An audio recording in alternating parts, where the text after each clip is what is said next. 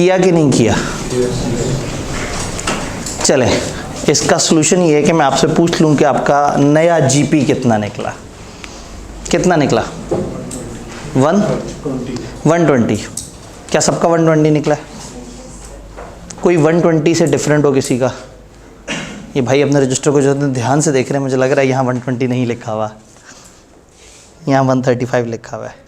दया कुछ तो गड़बड़ है, या ये सारे गलत हैं, या आप 120 है? कल आए नहीं थे? ओहो। बाकी कोई ऐसा जिसका अदर देन 120 हो? एक 97 जवाब आया। 87, 97, 135 और 120। 120 की कितनी शहादतें हैं? 120, 120, 120। कुछ शहादतें हमारे पास 120 की हैं, देखते हैं जी। ये एग्जिस्टिंग डाटा था, ये बात क्लियर है। तो सबसे आसान काम ये है कि हम दो कॉलम बना दें। एक कॉलम बना दें एग्जिस्टिंग आइसक्रीम का, और एक उससे आगे कॉलम बना दें हम, या हम यूँ कर सकते हैं कि सेल्स के नीचे एक लाइन लिख दें आइसक्रीम की सेल, एक जगह लिख दें फ्रोज़न योगर्ट की सेल। कई तरीके हो सकते हैं इसको प्रेजेंट करने के। यानी एक अप्रोच टेबल वाली है कि सब कुछ उसी तरह से रहे, यहाँ दो खाने बन जाएं, फिक्स कॉस्ट को आप इकट्ठे वो कर लें। एक तरीका ये है कि आप वर्किंग्स बनाना शुरू कर दें। वर्किंग 1 नई वाली सेल। अब नई वाली सेल में पहले पुरानी वाली सेल वो की, फिर नई वाली सेल दिखाई। वर्किंग में जितना कचरा मचाना था मचा लिया, फेस पे आए तो इसी तरह का एक लाइन आइटम सेल्स और उसके आगे अमाउंट लिखी हुई है। तो एक सेफ़ ऑप्शन ये होता है कि आप अपनी अगर आपको लगता है कि मैं फ्रंट पे बहुत ज़्यादा चीज़ों को अच्छे तरीके से प्रेजेंट नहीं कर सकूँगा, तो आप फ्रंट पे तकरीबन सवाल जैसी चीज़ें दिखा के और हर किसी के आगे वर्किंग लिखते जाते हैं। फिर वर्किंग में आप जैसे मर्जी प्लस माइनस करें, फिर ये दुख नहीं होता कि मेरा फॉर्मेट क्या चल रहा है, मेरा सवाल खूबसूरत लग रहा है या नहीं लग रहा। तो कई तरीके हैं। तो किस तरीके से करें? कॉलम बना दें, आगे लाइन आइटम्स बना दें। लाइन आइटम्स बना देते हैं। हमें रिवाइज प्रॉफिट चाहिए था, मेरा सवाल ये था। असल में ये सवाल इस तरह से नहीं है, मैंने ये जहाँ से एक्सट्रैक्ट किया है मैंने इसकी एक रिवाइज वर्किंग बना दी कि जी आपने नया प्रॉफिट निकालना है। सेल्स आइसक्रीम की और फ्रोज़न योगर्ट की, फिर वेरिएबल कॉस्ट आइसक्रीम की, फ्रोज़न योगर्ट की, फिर फिक्स कॉस्ट आइसक्रीम की और एडिशनली फ्रोज़न योगर्ट की, या हम इसको कंबाइन भी कर सकते हैं क्योंकि फिक्स कॉस्ट तो फिर सबकी होती है, सबके ऊपर लग रही होती है। ये सेल्स, ये डाटा दिया हुआ है। वो फ्रोज़न योगर्ट इंट्रोड्यूस करना चाह रहे हैं अपनी आइसक्रीम रेंज में। उससे होगा क्या, फ्रोज़न योगर्ट क्या इतना पर वीक कप और इतने रुपए का कप इस तरह से होगा, लेकिन उससे एक फ़र्क पड़ेगा, आइसक्रीम की सेल 10% से बढ़ जाएगी। इनमें से कोई और चीज़ का आइसक्रीम से कोई ताल्लुक़ नहीं है, ऐसे ही है। तो आइसक्रीम की रिवाइज सेल क्या बनेगी? 10% सेल वॉल्यूम के इजाफे के बाद। ठीक है, ये थाउजेंड्स में है। खैर इतनी बड़ी फिगर्स नहीं है और छोटा सा सवाल है, तो हम अनराउंड अमाउंट्स में भी चल सकते हैं, लेकिन चलें चूँकि सवाल राउंड अमाउंट्स में था, रुपीज़ इन थाउजेंड्स। तो आइसक्रीम में मैं लिख दूं कि 500 जो पुरानी सेल है वो 1.1 से बढ़ चुकी है, तो कितना हो गया?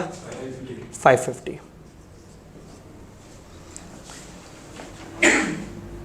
पहले आइसक्रीम वाली सीधी सी लिख लेते हैं। आइसक्रीम की वेरिएबल कॉस्ट कितनी है? 350। क्या आपने 10% बढ़ाया या नहीं बढ़ाया? क्योंकि जब उसकी प्रोडक्शन 10% से बढ़ गई, जब वो उसकी 10% उसका वॉल्यूम बढ़ गया, तो आपको पता है जितनी भी वेरिएबल चीज़ें हैं सिवाय फिक्स कॉस्ट के, आपकी sale, material, labour, variable overhead, ये सारे ताल्लुक होता है क्वांटिटी के साथ। तो अगर क्वांटिटी 10% बढ़ी है तो फिर आपकी वेरिएबल कॉस्ट भी आइसक्रीम की 10% से बढ़ जानी चाहिए। तो 350 इंटू 1.1, तो जवाब आ गया 385। अब तो मैंने कुछ नहीं किया था, मसला ये है कि कुछ नहीं किया था।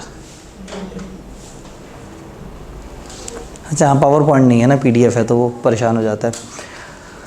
अच्छा जी, और क्या जी, फिक्स कॉस्ट अभी तक कितनी है 100, तो फिक्स कॉस्ट को अभी फ़िलहाल लिख लेते हैं कि वो 100 है और उसमें कुछ प्लस होनी है। सवाल में इंफॉर्मेशन क्या दी हुई थी, 12% से बढ़ जाएगी। तो अब आप इसमें चूंकि ये 100 है तो सीधा सीधा 12 भी लिख सकते हैं, लेकिन हो सकता है ये कुछ और अमाउंट होती, तो अपने सेफ खेलते हैं। वो जो हमारा एक अप्रोच है कि 12% बढ़ गई है, कितनी हो गई 112। अब रह गया सेल, 800 फ्रोज़न योगर्ट के कप हर हफ्ते हैं, और ये सारा डाटा हर हफ्ते का है, ये वीकली इन्फॉर्मेशन है।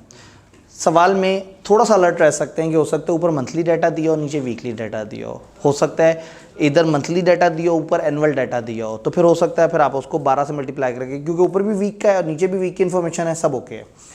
800 कप हर हफ्ते सेल होते हैं और सेलिंग प्राइस क्या है 190 पर कप। 800 इंटू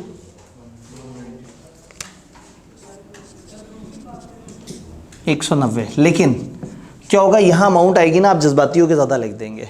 आपके आगे डाटा चल रहा है सारा थाउजेंड्स में, ये डाटा आपने उठाया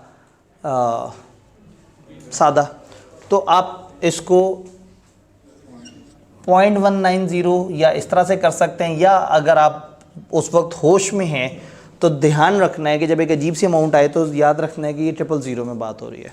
तो 800 को 190 से मल्टीप्लाई किया, क्या जवाब आया 152,000 राउंड 152। वेरिएबल कॉस्ट की इंफॉर्मेशन क्या दी हुई है, फ्रोजन योगर्ट की 150 पर कप होगी, और कप कितने 800, तो 800 इंटू 150 120 हमारा यहाँ पे जवाब आ गया। तो अब सेल्स जो ग्रैंड टोटल बनी वो हमारी बनी 702 टोटल बन गई, और ये कॉस्ट जो टोटल बनी है वो कितनी बनी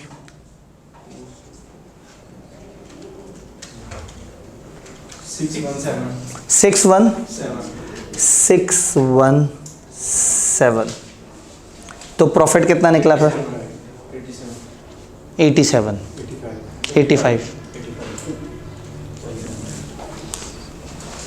तो गड़बड़ कहाँ हुई, जिनका जवाब 85 नहीं निकला, कोई और इन्फॉर्मेशन ऐसी तो नहीं जो हम मिस कर रहे हैं, सारी इन्फॉर्मेशन हमने एक एक करके डाल दी है, तो गड़बड़ कहाँ हुई।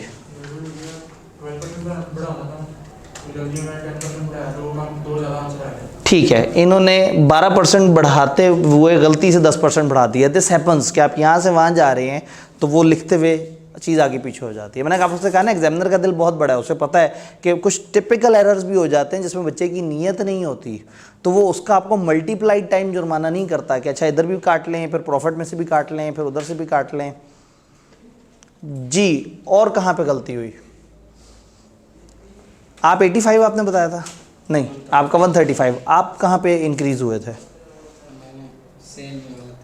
सेल की कैलकुलेशन थोड़ी सी गलत, आपने ये इंक्रीमेंट नहीं लगाया था, या ये गलत मल्टीप्लाई कर दिया था, 800 वाला गलत मल्टीप्लाई कर दिया था। तो छोटी छोटी सी चीज़ें हैं, लेकिन क्या ये बहुत मुश्किल सवाल था, क्या मैथमेटिकली हम इसको चीज़ों को कवर कर सकते हैं। इसमें थोड़ा सा ट्विस्ट ऐड कर सकते हैं सवाल में। जी आप कुछ कह रहे थे। आपने ऐसे भी मेरे ख्याल है बोला था कि अगर हम मतलब कि लास्ट वीक वाला मार्केट या मार्जिन रखें, ठीक है, तो इस वीक क्या पर का प्राइस होगी है, वो मैंने कहा था कि इसमें मैं मज़ीद ये वाला एक वेरिएबल जाते हुए मैंने आपको को और इसमें लिखवाया तो नहीं था। चलें,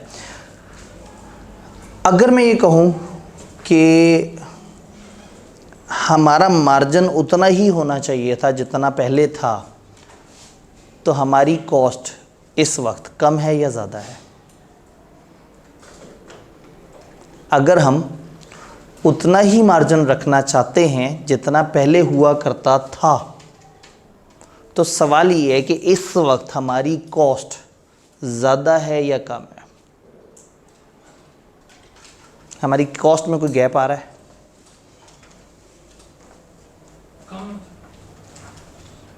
पिछला मार्जिन कितना था जी 50 प्रॉफिट है और सेल्स कितनी है 500, 10% था मार्जिन, तो इस दफ़ा 12%, यानी कि अगर 10% मार्जिन रखना होता तो इसका 10%, 70.2 शुड बी प्रॉफिट, और प्रॉफिट अभी कितना है? इसका मतलब है कि हम ज़्यादा बेहतर सिचुएशन में, हम तो 70 का प्रॉफिट एक्सपेक्ट कर रहे थे, प्रॉफिट ज़्यादा हो गया।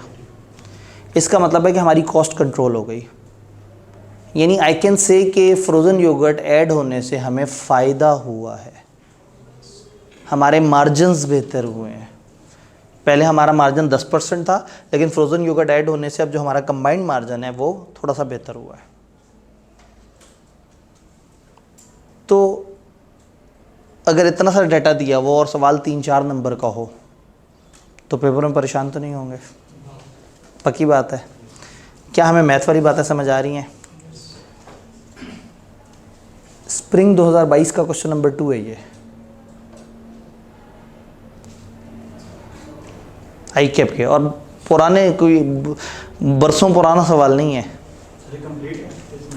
इसमें रिक्वायरमेंट का फ़र्क है। वो जो सवाल है ना वो टारगेट कॉस्टिंग का सवाल है। टारगेट कॉस्टिंग में क्या होता है कि वो आपसे कहते हैं कि कंपनी चाहती है कि इतनी कॉस्ट हो और डाटा ये है, तो फिर आप इधर से कॉस्ट निकालते हैं और अपनी जो ख्वाहिश होती है कॉस्ट की उसके साथ कंपेयर करके देखते हैं कि कम ज़्यादा कितना है। तो इसमें से एक लास्ट लाइन आइटम, लास्ट एक छोटी सी एडजस्टमेंट या लास्ट लाइन जिसमें वो वाली ख्वाहिश का इजहार उन्होंने किया कि हम चाहते हैं कि इतना मार्जिन होना चाहिए। फॉर एग्जांपल इस सवाल में अगर उन्होंने कह दिया कि हम चाहते हैं कि 25% मार्जिन होना चाहिए और मार्जिन अगर 12% है, तो इसका मतलब है हमारी कॉस्ट ज़्यादा लग रही है, हम किसी तरह से अपनी कॉस्ट को कंट्रोल करें। तो वो एक टॉपिक है जिसमें इसी तरह से होता है, लेकिन बताने का मकसद ये था कि पास पेपर्स में मतलब आपने टारगेट कॉस्टिंग का ज़िंदगी में कभी लफ्ज़ सुना या नहीं सुना? ये सारी चीज़ें मैथमेटिकल चल रही हैं। इसका इससे ताल्लुक़ नहीं है कि आपको कॉस्ट का ख़ास टॉपिक आता है या नहीं आता। मैंने 2 सवाल पेपर्स के बीच में से उठा के आपको दिए, एक तो सारा ही दे दिया, वो गालबन 2021 का सवाल नंबर 6 था। तो एक सवाल हमने पास पेपर का देखा जो कि 10 नंबर का था और उसमें सिर्फ़ और सिर्फ मैथ थी, और ये जो सवाल देखा है इसमें भी सिर्फ़ और सिर्फ मैथ है। दामन वक्त में गुंजाइश होती तो 17 सवाल मैं आपको मज़ीद करा सकता था जिसमें सिर्फ मैथ है। लेकिन मकसद ये साबित करना इस वक्त नहीं है कि नहीं मैथ ही बड़ी ज़बरदस्त है, और अपने पॉइंट ऑफ व्यू को साबित करने के लिए बिला वजह आपको तंग करने का कोई फ़ायदा नहीं कि हम सारे सवालों के एंड की रिक्वायरमेंट को मैं छोड़ूँ कि अच्छा उस टॉपिक की रिक्वायरमेंट फ़र्क है लेकिन आप मैथ कर दें, यानी कि उस मैथ के बाद नीचे बस सिर्फ एक सिर्फ लाइन लिखनी है और आपके उस टॉपिक का आंसर बन जाता है।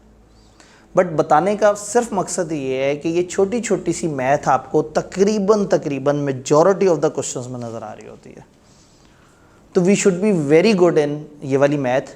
डाटा पिक कैसे करना है, उसको मल्टीप्लाई करते हुए चेंज ना हो जाए। आप ये देखें ये थोड़ा सा डाटा था, किसी ने परसेंटेज गलत मल्टीप्लाई कर दी, किसी ने अमाउंट को सही से मल्टीप्लाई नहीं किया। पेपर में डाटा इससे 3-4 गुना भी हो सकता है। ये जो सवाल से उठाया वो 3-4 नंबर का पार्ट था, वो जो पिछला उठाया था वो 10 नंबर का सवाल था। तो जो पॉइंट है वो यही है कि हम लोगों ने बड़ा अच्छी तरह से ग्रिप करनी है कैलकुलेशंस पे, अपने आप को थोड़ा सा पक्का करना है कि जो इन्फॉर्मेशन हम पढ़ रहे हैं उस इन्फॉर्मेशन को हम लिख सही से रहे हैं, और ये हमें पता हो कि कब हमने मल्टीप्लाई करना है, कब परसेंटेज ऊपर करनी है। तो अगर मैं इस पूरे वीक का रिकैप देने की कोशिश करूँ तो हमने सबसे पहले ये पढ़ा कि समझा कि मैथ वो अल्फ़ाबेट्स हैं जो हमें चाहिए। एक अच्छा ऐसे बनाने के लिए आपको अच्छी इंग्लिश आनी चाहिए, ऐसे को प्रेजेंट कैसे करना है वो आपको टीचर बता देते हैं, लेकिन जिसकी इंग्लिश कमज़ोर होती है उस प्रेजेंटेशन के बावजूद भी वो सिर्फ रट्टा मारता रहता है, और अगर पेपर में एक ऐसा ऐसे आ जाए जो उसने नहीं रट्टा मारा हुआ वो परेशान हो जाता है। लेकिन जिसको इंग्लिश लिखनी आती है और ये पता लग गया है कि ऐसे को स्टार्ट कैसे करना होता है, दरमियान में क्या करना होता है, एंडिंग किन लाइन्स पे करनी होती है, वो फिर कुछ भी कर लेता है। तो कॉस्ट में प्रॉब्लम ये होता है कि लोग पास पेपर्स को रट्टा मार लेते हैं, सवालों को रट्टा मार लेते हैं। टीचर ने कॉन्सेप्ट समझाया, कॉन्सेप्ट समझाते समझाते सवाल कराया, वो सवाल को कर करके सवाल को रट्टा मार लेते हैं, फिर पेपर वाले सवाल को कहते हैं उस जैसा लग रहा है, तकरीबन वैसा करना शुरू कर देते हैं, जहाँ नई एडजस्टमेंट आती है वहाँ परेशान हो जाते हैं। तो हमने इस पेपर में एनेबल होना है, हमने वो छोटे छोटे अल्फ़ाबेट्स को समझना है। तो अल्फ़ाबेट्स कॉस्ट के अंदर है मैथ्स, कि आपको मैथ्स का पता हो कि मैथ किस तरह से काम कर रही है, मल्टीप्लाई कैसे होना है। तो हम लोगों ने मैथ्स में जो चीज़ समझी वो ये समझी कि अगर कभी भी हमें बताया जाए ये चीज़ इतने % बढ़ गई है, तो रादर देन पहले हम वो परसेंटेज निकाल के वो अमाउंट निकालें, फिर उसको पिछली अमाउंट में ऐड करें, हमने 100 प्लस और 100 माइनस वाली चीज़ जहन में बिठा ली है। इससे तो सबसे ज़्यादा टाइम सेव होना है। जब भी आप चीज़ों को 2 स्टेप के बजाय 1 स्टेप पे करेंगे तो 110%, 115%, और अगर चीज़ कम हो रही है तो 85%, 90% ये समझा। फिर हमने समझा कि ये कॉस्ट, प्रॉफिट, मार्कअप, इनका आपस में क्या रिलेशन है। मार्कअप प्रॉफिट कॉस्ट के ऊपर होता है, मार्जिन सेल्स पे होता है। तो पेपर में वी शुड बी अलर्ट कि उसने वर्ड मार्जिन बोला है या मार्कअप बोला है। FR1 में हम इतना ज़्यादा बॉदर नहीं करते, वो कहता है प्रॉफिट की ये परसेंटेज है, या अक्सर वो बोल देता है। तो हमने कभी इतना डीप जाके ध्यान नहीं किया कि वो मार्कअप बोल रहा है या मार्जिन बोल रहा है। बट कॉस्ट अकाउंटिंग में दिस डज मैटर, क्योंकि मार्जिन सेल्स के ऊपर है और मार्कअप कॉस्ट के ऊपर है। फिर हमने मार्कअप मार्जिन को कन्वर्ट करने का तरीका भी देखा, फिर एक टोटका भी देख लिया कि हम CPS लिख दें और देख लें कि अगर मार्जिन की बात हो रही है तो सेल को 100 रखें, बाकी चीज़ें सजा दें, मार्कअप की बात हो रही है तो कॉस्ट को 100 रखें, और फिर जहाँ खड़े हैं जो पता है उससे डिवाइड कर लें और जहाँ जाना है उससे मल्टीप्लाई कर लें। ये अप्रोच देखी। रट्टा मारने वालों के लिए हमने 3-4 फार्मूले साइड पे लिख के भी सजाए। फिर हम लोगों ने लॉसेस की बात की कि सम टाइम लॉसेस होते हैं, एक चीज़ आपने परचेज़ की है उसमें कुछ लॉस होगा और जो आप प्रोड्यूस कर रहे होंगे वो कम होगा। तो डाटा वो हमें देता है प्रोडक्शन का कि हमने इतने यूनिट्स बनाने हैं। हम यूनिट्स के हिसाब से सारे मटेरियल का हिसाब लगा लेते हैं, लेकिन ये जहन में नहीं रखते कि मटेरियल ख़रीदना ज़्यादा पड़ेगा। कुछ ज़्यादा मटेरियल होगा जिसका 99, 98, 95% हमारे पास आया। तो जो प्रोडक्शन का डाटा होगा जब हम उससे डिवाइड करेंगे तो हम पहुंच जाएंगे असल वाला हमारा इनपुट कितना था। तो इनपुट और आउटपुट का हमने एक रिलेशन देखने की कोशिश की, उसकी परसेंटेजेस पे बात की।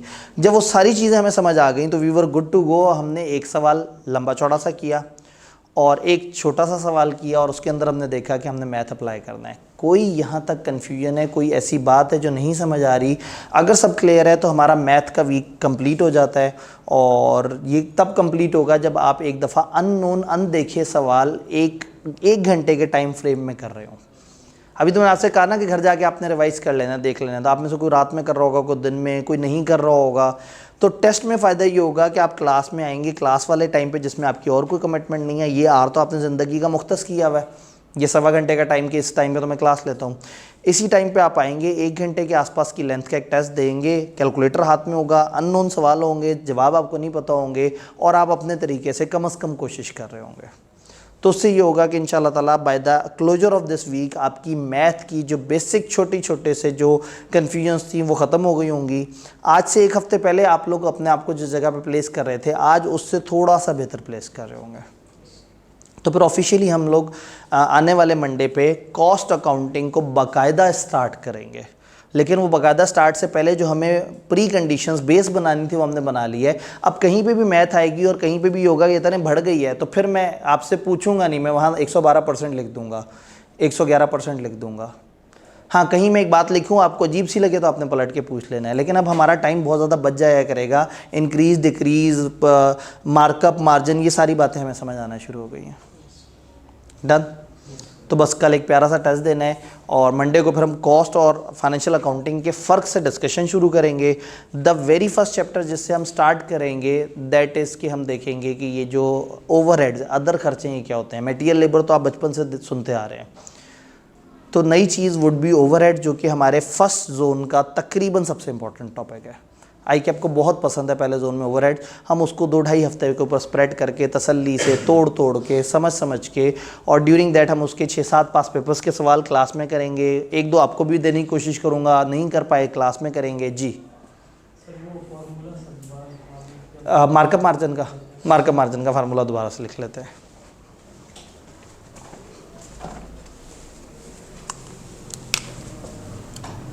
Sales is equal to cost 1 plus markup. जब मार्कअप हो तो सीधी सी बात है, वही हम कहते हैं ना कि ये कॉस्ट है वो 120% बढ़ जाएगी तो सेल हो जाएगी। तो cost 1 plus markup is equal to sales. इसी फार्मूले को डिवाइड मल्टीप्लाई कर दें, आपको अगर कॉस्ट निकालनी है तो सेल डिवाइडेड बाय। दूसरा फार्मूला हमारा बनता है मार्जिन वाला। मार्जिन में क्या होता है, cost is equal to sales 1 minus margin. इसी से वो अगला फार्मूला निकल सकता है कॉस्ट और सेल्स को डिवाइड करने वाला।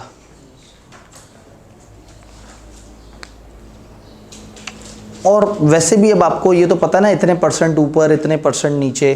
तो अगर मैं कह रहा हूँ कि मार्कअप 20% है, 20% अगर है तो कॉस्ट 100% होगी। तो इसका मतलब है जो सेल्स है वो 120% होगी। और अगर आपको सेल्स पता हो और वहाँ से कॉस्ट निकालना है तो सेल्स को 120% से डिवाइड कर लेंगे। कॉस्ट पता हो तो कॉस्ट से मल्टीप्लाई कर देंगे।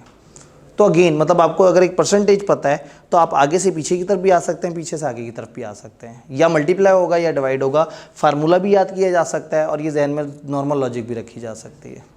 लेकिन पेपर में अगर लॉजिक फ्लॉप होने लगे, फार्मूला लिख लें। फार्मूला भूल जाए, CPS लिख के वहाँ चीज़ें लिखी हैं, उससे खुद ही से कुछ ना कुछ बना दें, वो हमेशा काम कर जाता है। डन। तो इंशाल्लाह ताला आप लोगों से कल टेस्ट में मुलाकात होती है। आप टेस्ट कर रहे होंगे, बीच बीच में मैं कभी कभी झांकी मार जाया करूँगा, क्योंकि मुझे मुनासिब नहीं लगता कि टेस्ट वाले टाइम पे टीचर बैठा हुआ हो और जो है ना वो बच्चे उसको बार बार उसकी तरफ देख देख के जो है ना वो गंदी गंदी स्माइलें पास करके दोबारा से जो है ना, क्योंकि होता है कि आप कॉन्फिडेंटली नहीं, मतलब एक बंदे की आदत तो नहीं वो ऐसे करके सोच रहा है, वो टीचर सामने बैठा है तो उसको अजीब सा लगता है। तो वो मैं हल्का सा झांकी मारूंगा, लेकिन मैं फुल फ्लेज मौजूद नहीं होऊंगा।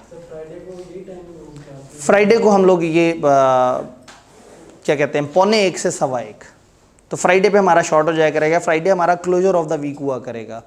अगर फॉर सम रीज़न हम लोग फ्राइडे को अपना टॉपिक कंप्लीट ना कर पाएँ तो सैटरडे जो टेस्ट डे है हमारे पास 1.25 घंटे का मार्जिन है। हम यूँ कर सकते हैं कि 40-45 मिनट का टेस्ट हो गया और आधा घंटा हमने सैटरडे पे भी पढ़ लिया। तो मैं हर वीक का ना मैंने एक टारगेट रखा होता है, अगर वो पूरा नहीं होगा तो मैं सैटरडे में आप लोगों को तकलीफ़ दूंगा। अदरवाइज़ मैं तो यहाँ पे मौजूद हूँगा, किसी ना किसी और क्लास को तकलीफ़ दे रहूँगा, लेकिन आप लोग महफूज रह सकते हैं। ठीक है जी, इंशाल्लाह ताला मिलते हैं।